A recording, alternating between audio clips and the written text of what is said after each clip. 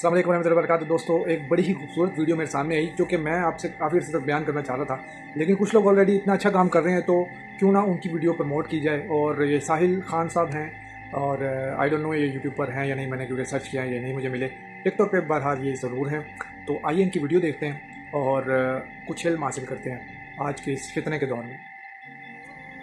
पाकिस्तानी और मुसलमान हो जितने भी लोग ये वीडियो देख रहे हैं, इस वीडियो के बाद शायद मेरा अकाउंट बैन हो जाए, लेकिन मुझे टका फर्क नहीं पड़ता। आप बेशक मेरी वीडियो ना पहुंचाएं, लेकिन अपनी आवाज़ में अपने बच्चों को, अपने इर्द गिर्द के लोगों को, चाहे वो मुसलमान है या नहीं है, सब तक ये बात पहुंचाएं ताकि उनको पता हो कि असल में फ़लस्तीन और इसराइल के झगड़े के नाम पर हो क्या रहा है, ये क्या ड्रामा चल रहा है और इसके पीछे असल हाथ किसका है। अगर ये इसराइल और फ़लस्तीन की लड़ाई होती तो इसराइल अपने लोग क्यों मारता?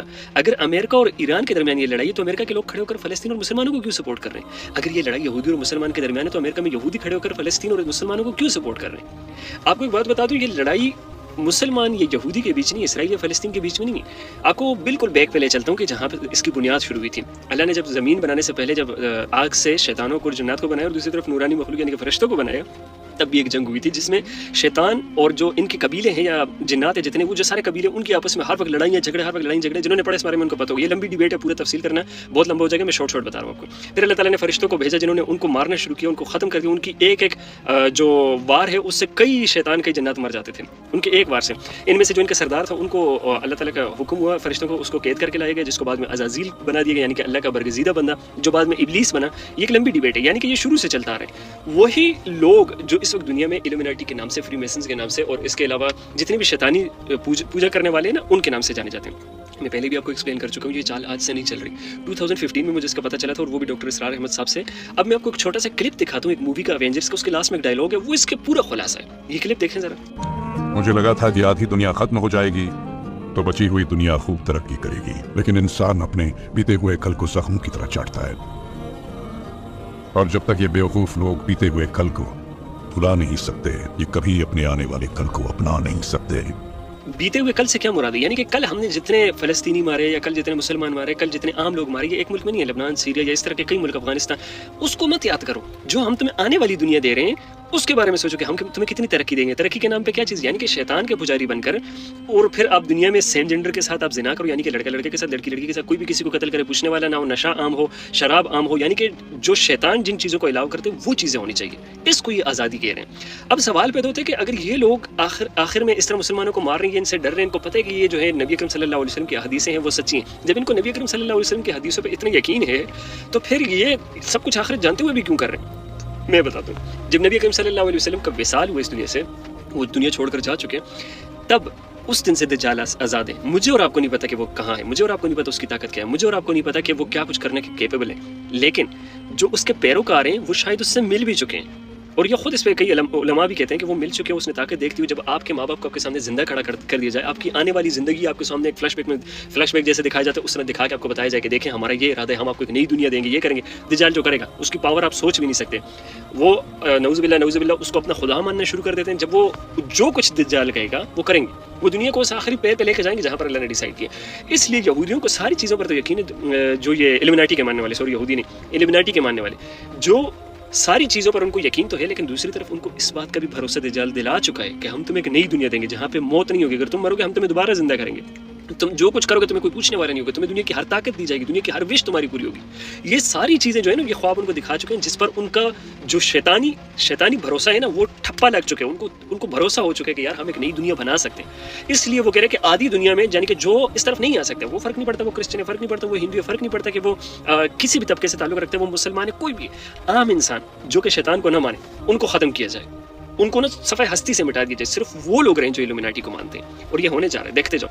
उन्होंने सबसे पहले जो मेन बाउंड्रीज है ना, जैसे कि सोशल मीडिया हो गया, जैसे कि आवाज़ उठाने वाले लोग हो गए, जैसे कि सच्चाई बताने वाले लोग, उनको ख़रीदा, उन सब को लेकर पूरी दुनिया पे अपना राज कायम किया, हर तरफ अपनी बातें फैलाई जो कि अभी एक्सपोज हो रही हैं। वो तो अल्लाह की मदद है, अल्लाह की मदद, जो सच्चाई है वो नहीं छुप सकती कभी भी, सच्चाई गालिब आके रहती है। पूरी दुनिया में अपने ऐसे लोग बिठाए जो कि पावर को हैंडल करें और जो आवाज़ उठा सकते हैं। फॉर एग्जाम्पल, अगर अभी पाकिस्तानियों को हुक्म हो जाता है कि यार आप लोग जा सकते हो जिहाद के लिए, तो आप लोगों में से अगर 100 लोग हैं ना, 50 बेगैरत होंगे, लेकिन 50 में ईमान होगा कहीं नहीं, वो भागेंगे, जाएंगे लड़ाई के लिए। उन्होंने आपके ऊपर के लोग खरीदे, ताकि तुम्हारी पावर को मेंटेन कर सके। उन्होंने मेन पॉइंट पकड़े, ये बात याद रखो।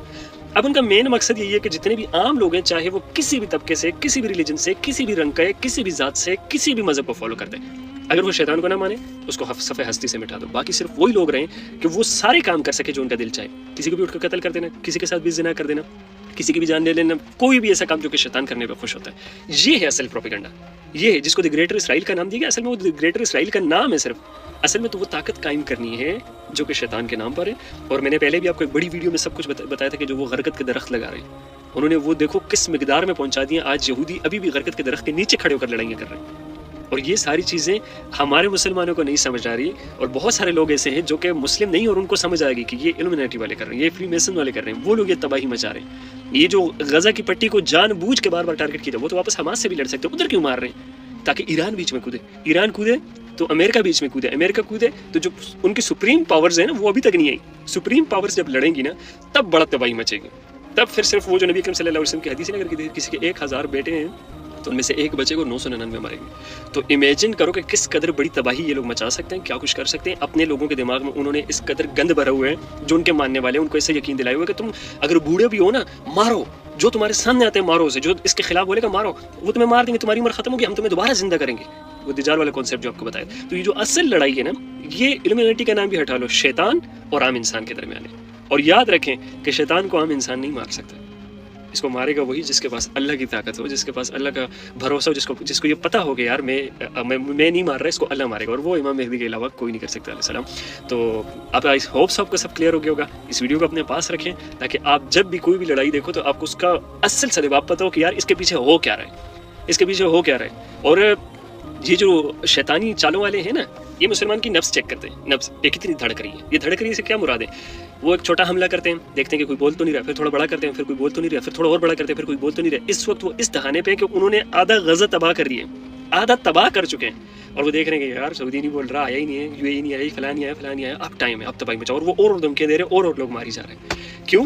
کیونکہ عام انسان کو آج تک یہ بات ہی نہیں سمجھ آئی. وہ سمجھ رہے کہ فلسطین اور اسرائیل کی لڑائی ہے, ہمیں کیا لینا دینا. ان کو نہیں پتا کہ اسرائیل نے اپنی پوری تاریخ میں ہر اپنے دوست کے, ہر اپنے سگے کے, ہر اپنے محبت کرنے والے کے جو نام اسرائیل کے الومناٹی, اس کے پیٹھ میں چھرا گھوم پائے.